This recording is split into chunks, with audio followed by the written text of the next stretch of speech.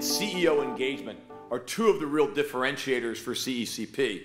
And so I am delighted now to introduce Diane Brady, an award-winning interviewer, writer, former senior editor at Bloomberg Businessweek, who is now about ready to launch her own new media venture.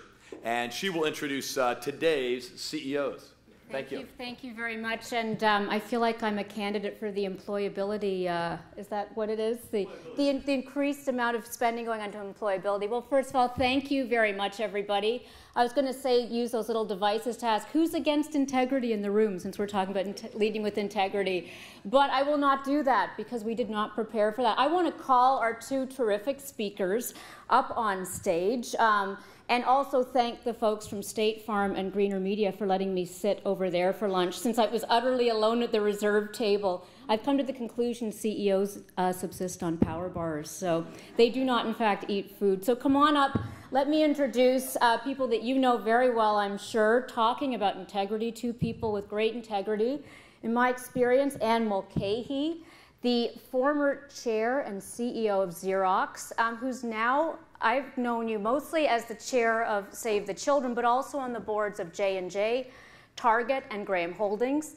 And Pat Burke, who spent time in my homeland north of the border. Thank you for that. We're always glad to welcome Americans up there, who is now the president and CEO of HSBC USA.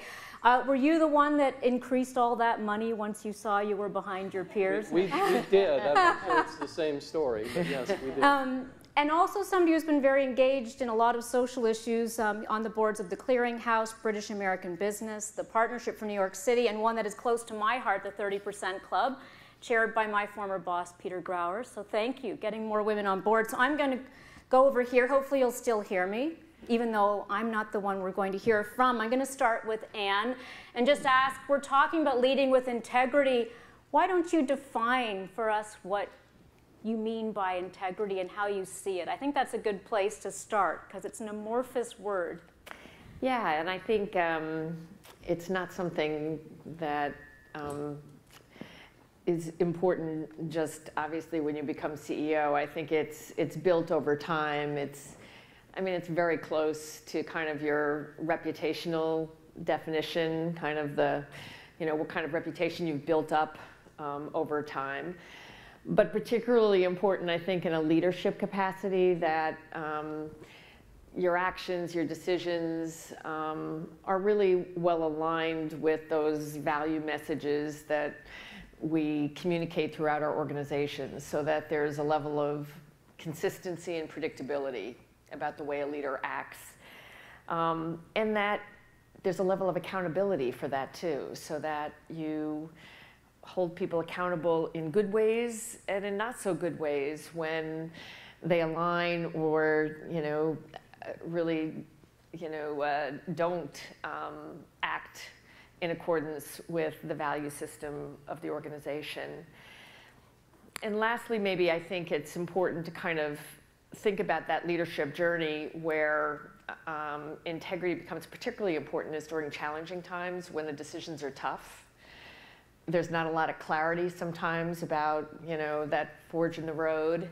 I always refer to them as moments of truth because they're the times when you can make or break that level of consistency and, impact that you want to have about leading with integrity. And I should have mentioned you came to Xerox, obviously, in the middle of challenging times. And speaking of challenging times, let's turn to banks, the heroes of the financial crisis. And I want to mention with Pat that one of the things in your statement is that you want employees to be empowered, to do the right thing, and to act with courageous integrity.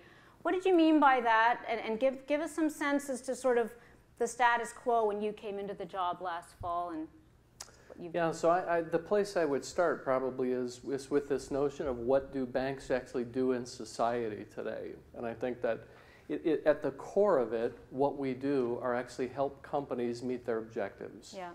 Or at an individual level, we would help somebody realize their ambitions. Those are the two things that we do, and there really isn't any more complicated than that.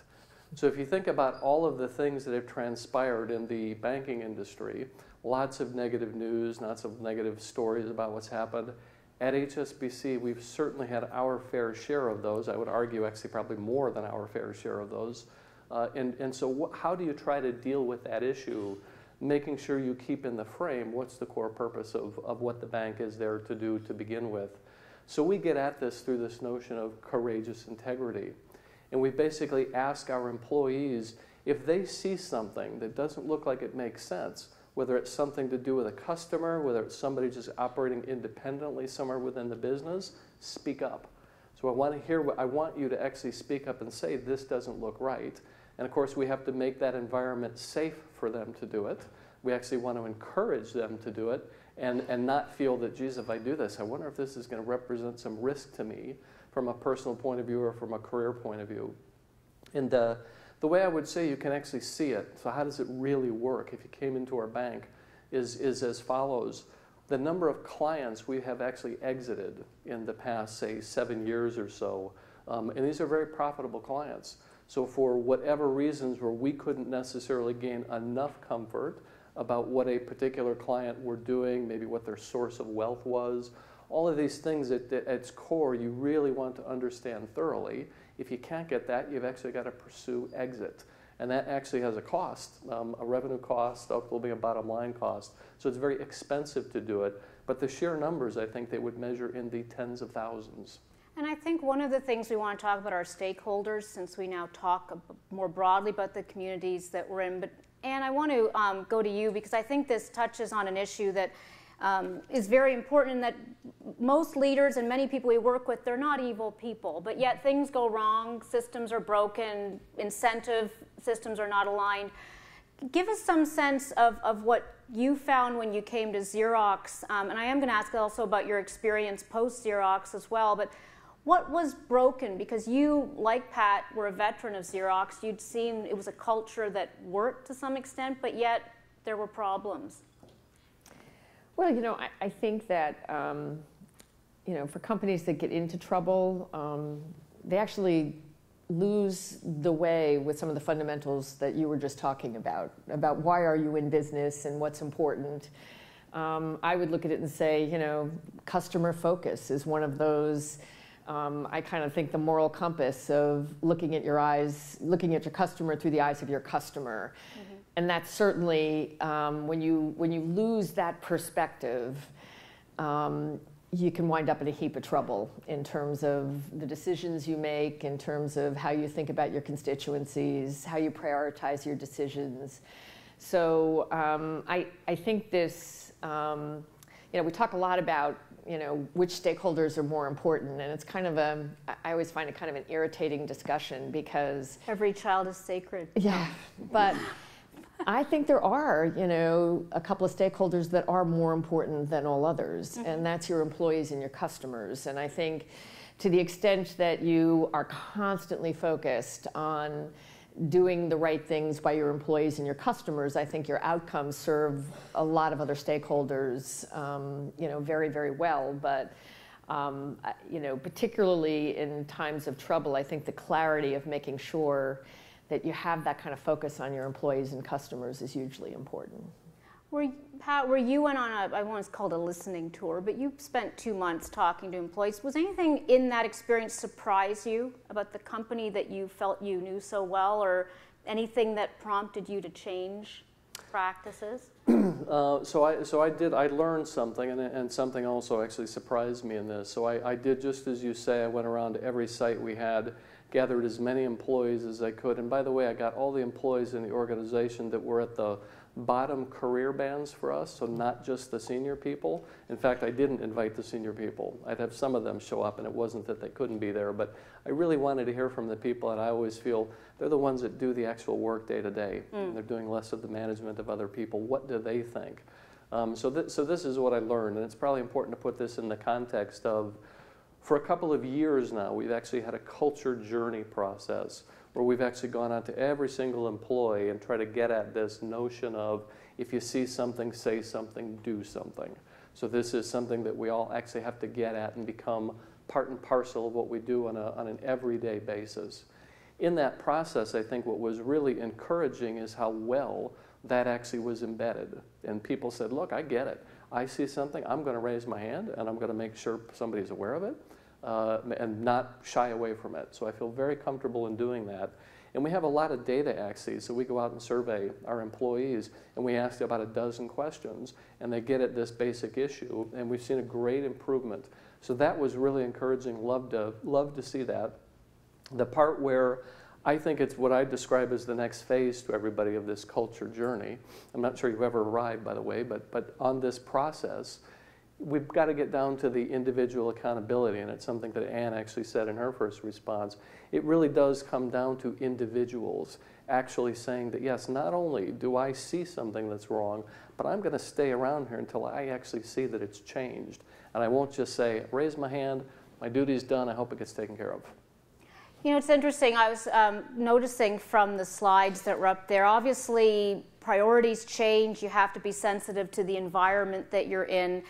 And I'm curious, being on the other side now in terms of Save the Children or some of your other work, even the board work you've both done, what perspective has that given you either on the CEO role or even just the partnerships that get forged? Because people do change, and I think part of leading with integrity, especially for this audience, is thinking about it from a priority point of view around the partners you have, how you engage with these external communities.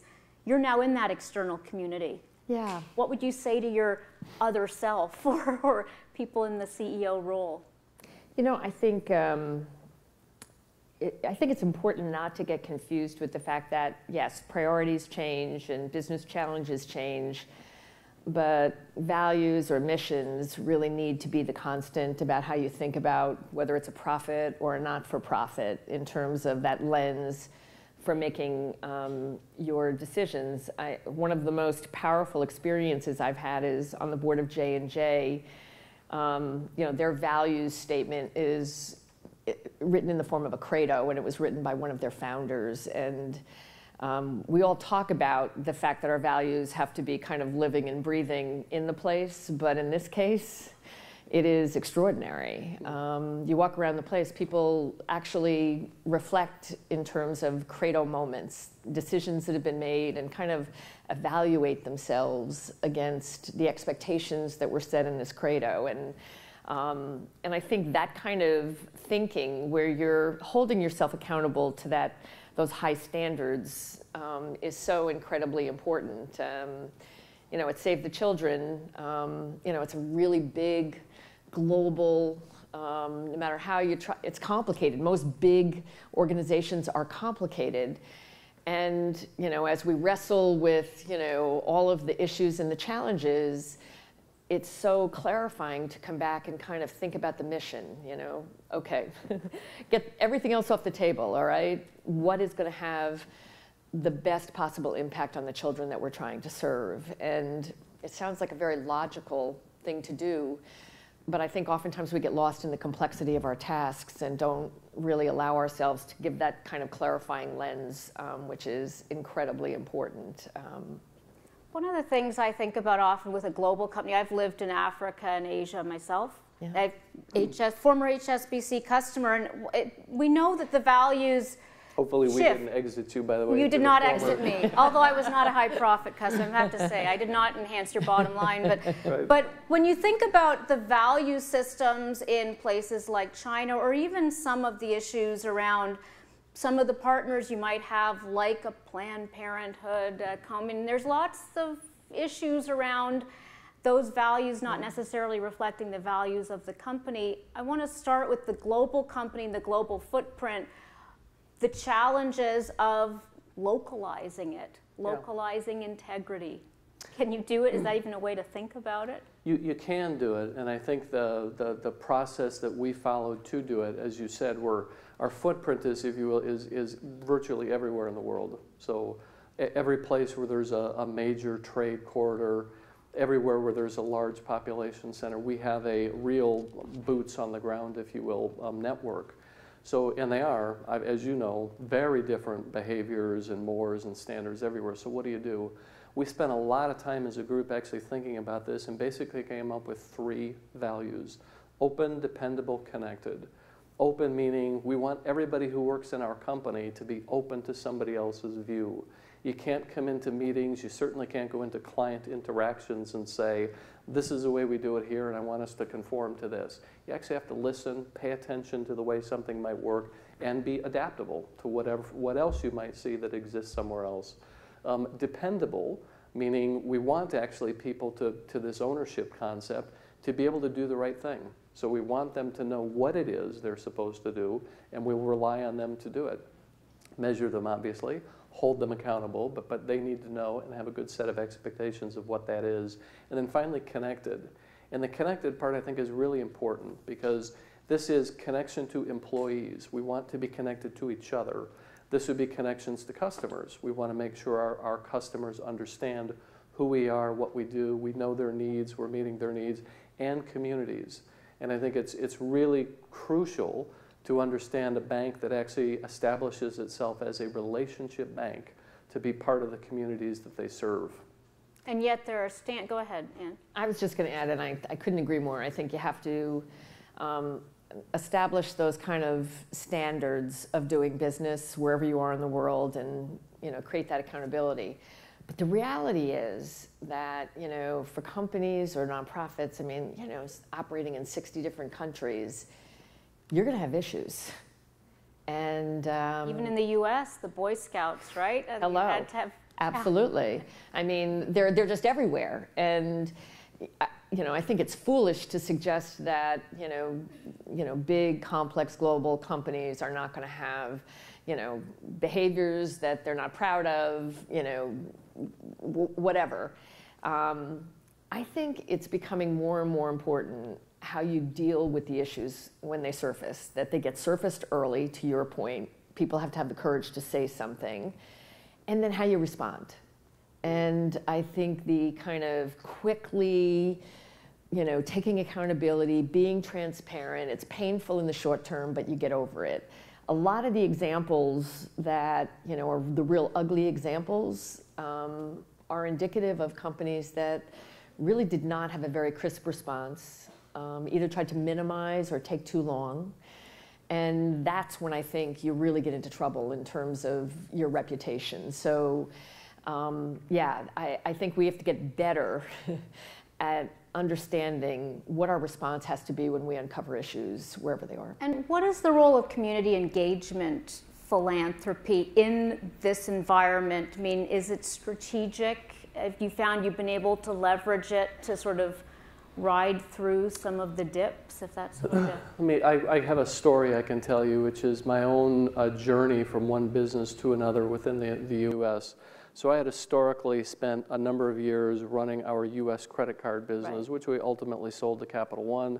And then for my sins, I guess, What's I was in your asked, wallet? No, I'm kidding. Yeah, exactly. No longer HSBC, right? But then I was asked to take over our U.S. mortgage business, and this was post-crisis, so this was a mess. And a lot of people thought I was foolish. How can I possibly go in and fix this thing up? And when I arrived, what I had learned from the business team is that actually we did a tremendous amount to get out in front of modifications, if you're familiar with that term. Somebody who's struggling, can't afford to make their payment, does it make sense to actually modify their payment terms, i.e. lower them? And we put a bunch of programs together in-house that we used for years before I came into the business, and the team that set it up had really thought this through well. It worked effectively to the point where the housing activists used us as the good example with others that they described. This is what you need to do. Be like HSBC. You see what they've done?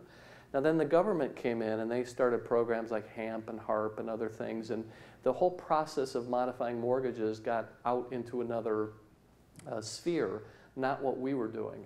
And I remember getting a call from our community activist who ran our department at the time to say, we're getting a bunch of input from the housing advocates, and they think that we're out of kilter with where everybody else is and we need to change.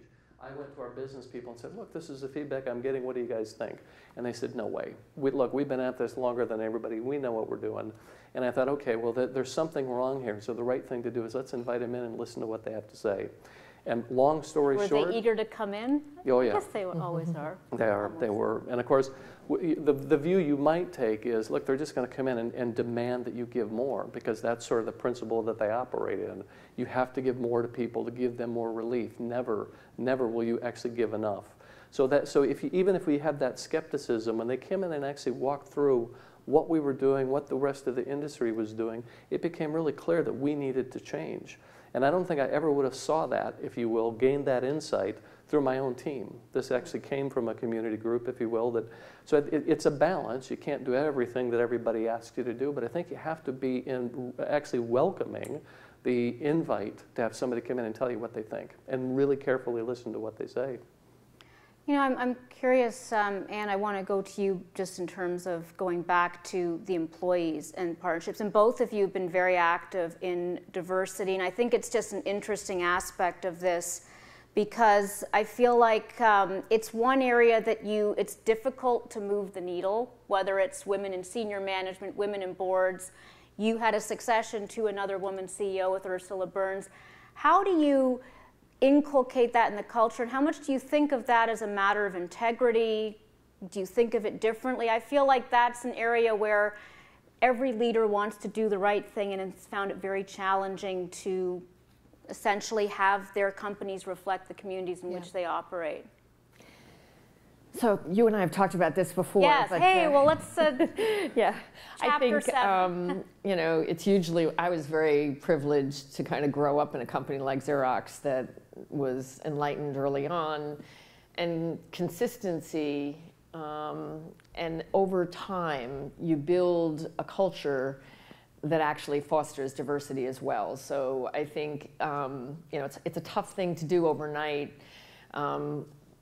I always cringe when anybody starts talking about programs, because, you know, I kind of in my heart believe it's just absolutely, you know, good, fair practice, and that, you know, if we expect our companies to really achieve great results, that you have to be creating the kind of environment where people feel they can contribute to the best of their abilities.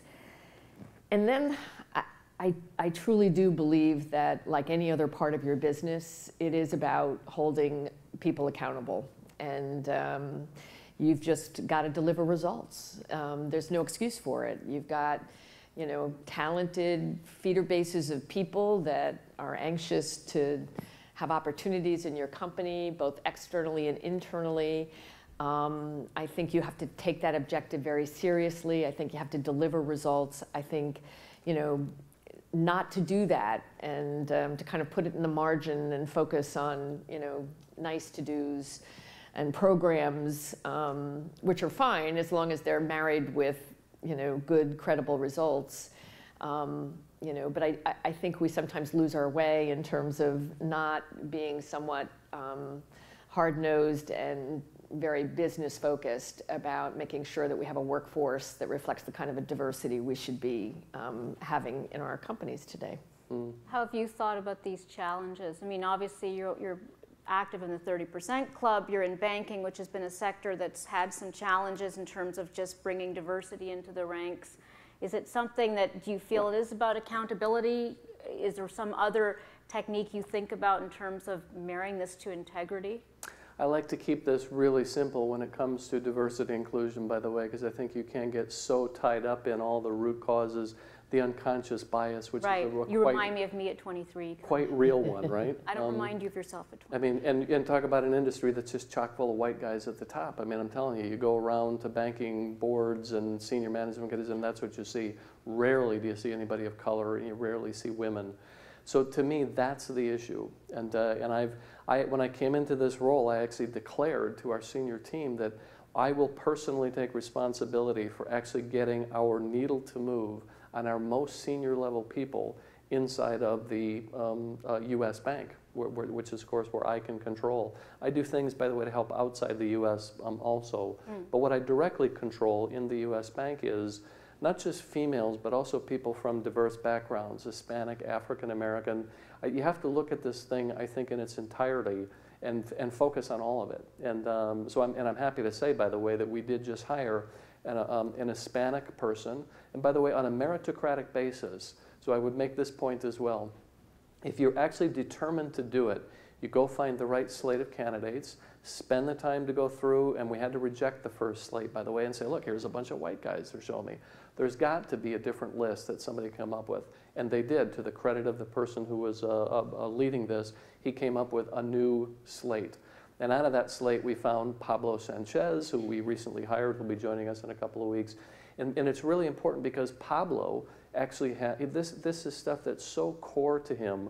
He's very, very concerned about how he can actually engage now and help draw more people in. And I think if people don't see at the very most senior levels something other than a bunch of white guys, this all just looks like a lot of talk. Because I think that's something we often don't link to integrity. We tend to link it more to the business case and all these other things. I want to bring it to the business case. Since for philanthropy, community engagement, how do you, when you're talking to stakeholders, we know that stakeholders have multiple aims. You know, a shareholder activist is not necessarily the same as a housing activist, for example. How do you engage these groups around these topics? And do you feel like it's an important differentiator if you're talking to shareholders to be, I mean, obviously you are emblematic of integrity, but can you bring some sense as what the challenges have been as you've negotiated with different stakeholders, including even policymakers themselves? And I want to ask you about this because you've, again, been on multiple sides, but when you were talking the Xerox story and otherwise, was integrity a part of the conversation early on, or do you have to introduce it after you've delivered some results? You know, I think that you may not label it as integrity, but I think, you know, you have to actually have a foundation of expectations that are value-driven that does, I think, shape your views regarding, you know, any business topic, regardless of the constituency. I think the biggest challenge, and it's true for philanthropy, and even when we create the context of saying there's, you know, business value and alignment with how we invest, if you will, in communities, the bigger challenge is time frame. You know, there's a, you know, if you're focused on short-termism, it's kind of tough to actually make the case for things that just require longer-term returns. I almost look at it as like research and development. You know, if you're looking at the next 24 months or 12 to 24 months, and you're, you know, in the technology arena, in most cases, you know, you're not going to value the investments that are made because they yield over the longer term. And I think that's very true about sustainable development. And, you know, I talk to lots of corporations that partner with Save the Children, and you have to share that value system of there clearly is a set of, you know, it will yield incredibly positive results for the communities in which you do business in, for the quality of the people that you're working with, but you know, they don't necessarily fall into your 12-month planning agenda. And I think— Or your quarter-to-quarter planning. Exactly. And so, you know, it's important to acknowledge that I think that's a tension point with regard to kind of longer-term investments, whether they're in business or whether they're partnering in terms of sustainable development, that you have to deal with.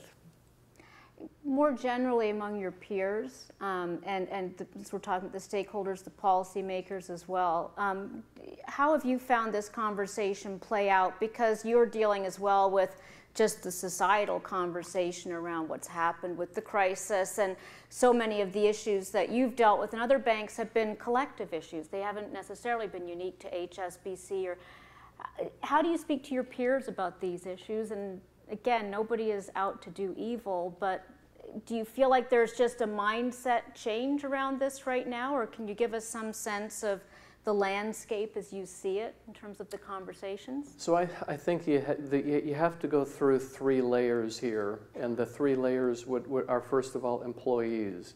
So I think it's really important to never lose sight of the fact that employees engage on these issues.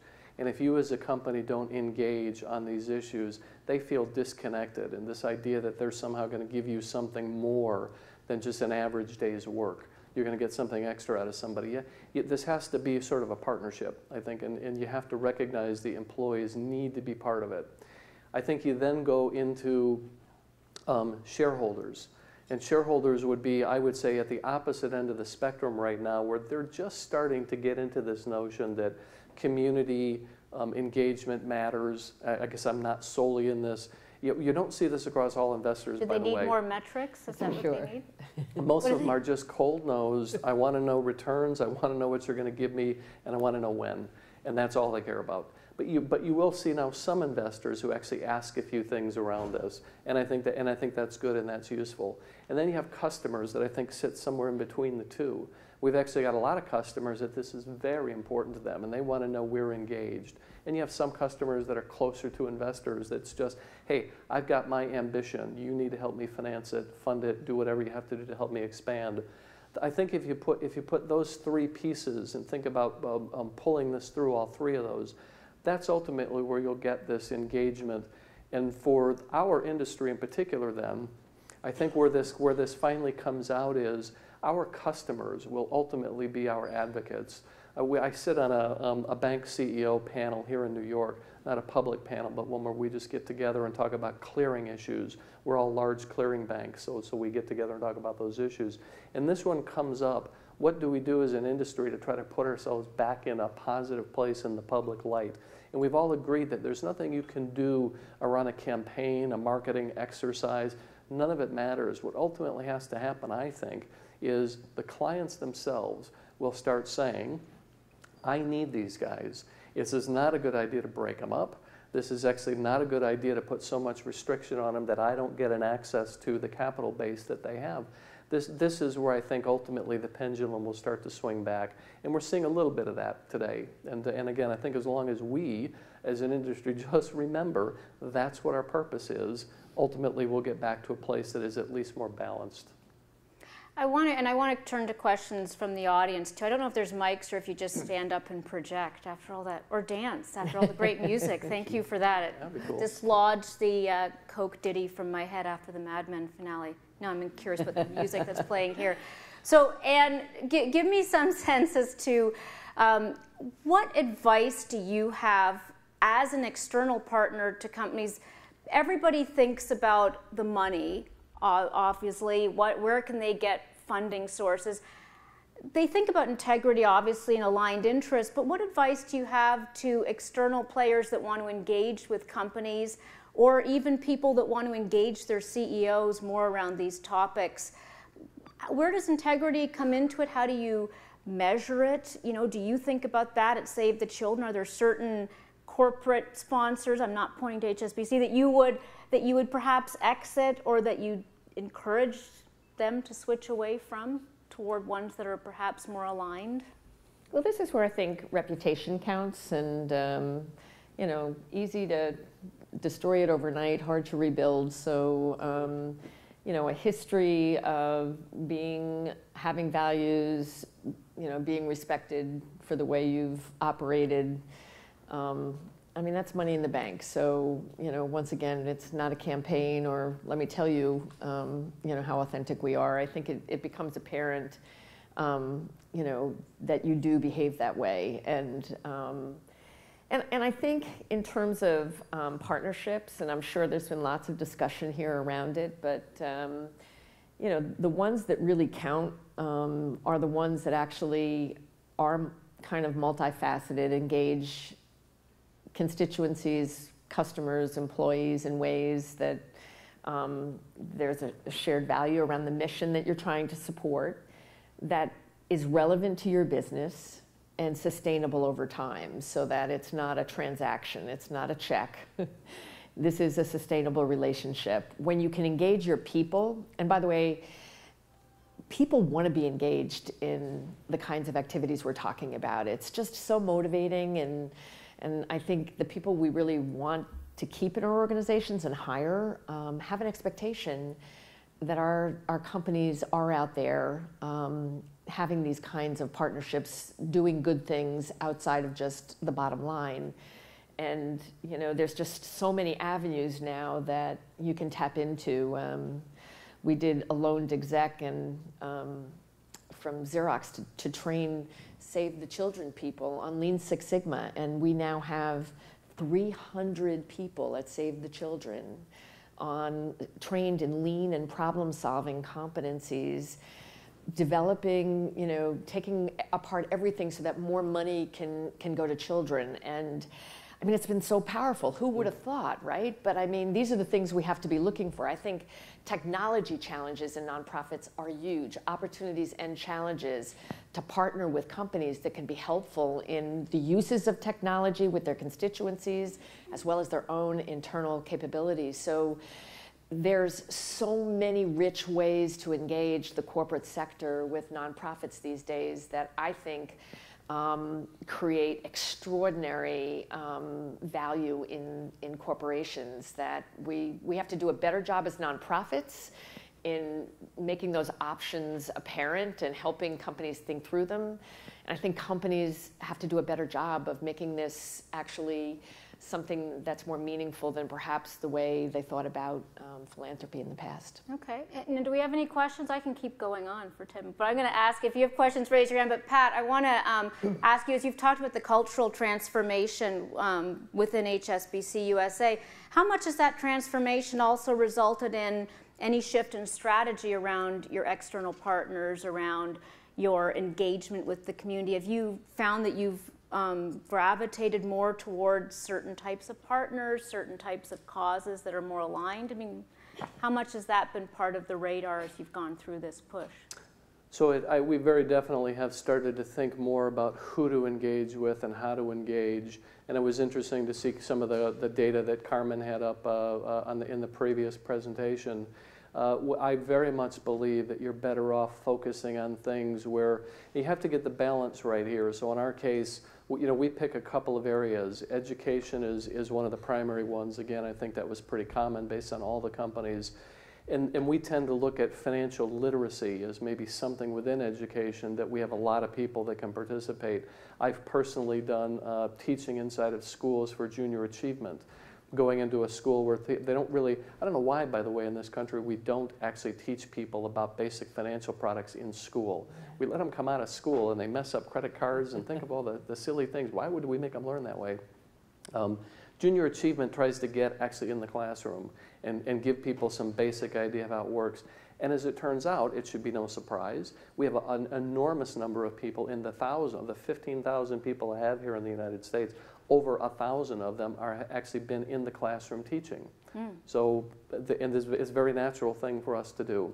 Helping us all design those Yule logs that we can sell door to door. Right, yes, excellent. Good. So no, I think I think you have to get targeted, and you have to figure out what you're actually good at doing, and then make sure your employees actually want to participate. Is that different than before, or what's changed? I mean, have you always done that? I think it's different, and I mean, it is too dramatic to say it this way probably, but to draw it out, I think we used to think about philanthropy as if somebody asked, I could say, yes, hang on, it's in the closet somewhere. Let me open it up and root it out. Oh, there it is. Here it is. This is see, we're good people. This is what we do. It's different now, where I think it really is about engaging your own employees. Again, I think ultimately customers, they're kind of coming on this journey, and ultimately shareholders, I won't make a call as to whether they ever get there or not. But I think though it is important to recognize that you have to do it in a way that actually makes sense for the people that you work with. So since we're talking so kindly about shareholders, as investors in is there something that you think about even in terms of the investments that you make, the investments around the products, investments in new areas of business, communities? Is that something that's also been a shift now as you think about integrity and you think about how to expand? It is. I mean, I could give examples where we're not perfect. So as I describe these, don't get the view that we're perfect at this. But we've done things like in certain parts of the world where things are harvested. That might be forestry. Palm oil is a good example, and if you know where that's done in the world, those are very controversial processes to remove those commodities. And there's an argument, I suppose, for every side of this, the amount of local employment it provides, et cetera. Yet there's clearly, if you don't do it right, there's clearly some long-lasting environmental damage that you create as a result. So we have actually exited certain parts of this industry, certain parts of these businesses, solely because we've decided that this isn't actually a good long-term sustainable thing to do. Yes, can I make a lot of money? by participating in the capital flow to this company, I could. And who knows how many years it would last. But over a long period of time, back to the reputation point I think that was raised earlier, do I want HSBC to be associated with those? I do not. So I think that those are the sort of the difficult choices I think you have to make. And again, I'd argue I'm sure we are not perfect. Every part of the world, we must be participating in something that perhaps upon closer inspection, in some cases, we may not want to. But I think if you get at this in a way to say thoughtfully, do I like what we do, and do I understand in a way that we're doing it that this actually makes sense over a long period of time, I think you'll generally be on the right course. So I want to talk to both of you, and Ann, I'll start with you in terms of governance, which is one of those words we like to avoid because you lose people hello. But you're on many boards, and you've and as you think about how these issues are playing out, we are talking about leading, and obviously there's leadership at multiple levels and personal leadership. How much is this actually infiltrating the conversation around what's happening in boards, and how important are boards? I'm even curious, but like we fight to get women on boards, it doesn't strike people as a big populist cause, you know, for it's like, it seems like an elite exercise to some extent. How strategic, how important is it? How much do you think that we should be conscious of it in all the different capacities in this room in terms of engaging with companies? Well, I think, by the way, boards are hugely important these days. I didn't mean that. No, but they really, I mean, there are probably exceptions to the rule, but I would tell you that... Great source of stories when they go wrong. Yeah, no, they're clearly empowered, and they're playing a governance role now that I think we might have hoped they had played years ago, but the fact is that, you know, the wake-up call has arrived, so I think it's the exception where you don't have a board that's highly engaged.